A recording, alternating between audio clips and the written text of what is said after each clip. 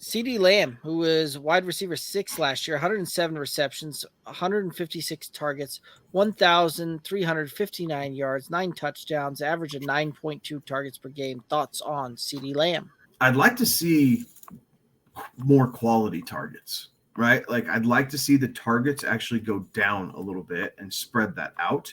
But I would like to be able to see him get up into 112, 115, 116 receptions in that area. And I think it's possible, right? I do think it's possible with this offense. CeeDee Lamb is going to be the clear number one option in this passing offense. I know they brought in Cooks. I know they're talking up Gallup at this point. But this is the CeeDee Lamb show, right? This is why they moved away from Amari Cooper. This is, all the things. So I like CeeDee Lamb. I would feel comfortable taking him as, a really, with the way receivers are kind of falling, you could get him as your second wide receiver in a lot of different formats, right? Like you could go Tyreek Hill, CeeDee Lamb in some leagues if you're getting a running back run. And that's really where the key is, right? It's figuring out where that balance is. But you could do that. You could get Hill at 8 and then potentially turn around and get Lamb at, 16? But it is possible. And if you're going with a 0 RB approach, that's a fun combination to start with, right? Go with 2 higher profile offenses and the alphas on both of those with Tyreek and CeeDee Lamb.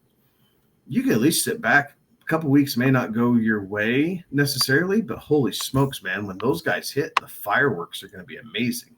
I don't think we'll see him get and make a challenge up there to get into the Justin Jefferson, Jamar Chase, Cooper Kupp range, right? Like we're not going to see him get into the tier 1 wide receiver to it.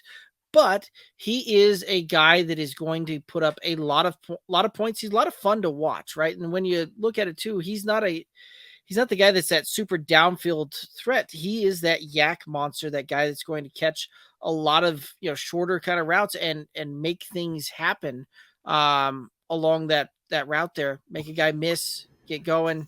You're going to kind of be drafting him at both his ceiling and his floor, right? Like he's not going to outperform that. He's also not going to drop that, below that kind of range there. Like you're going to get what you draft type of thing there. And what could be a very interesting combination, right? Like you brought up the Tyreek Hill, the CeeDee, like that would be CeeDee dropping there a little bit, which certainly can happen. But here's a stack that I've been able to see and find pretty regularly out there.